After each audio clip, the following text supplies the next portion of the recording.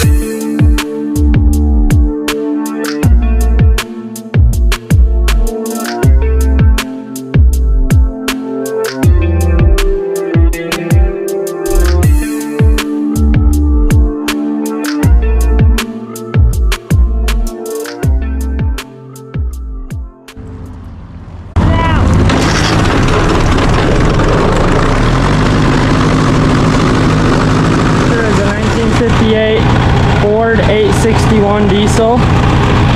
This tractor was bought brand new by my grandpa in 1958. Paid for it, I think with cash, but it paid for itself within about the first 2 years he owned it. It's been in the family ever since. It's the go-to workhorse, the little diesel that could.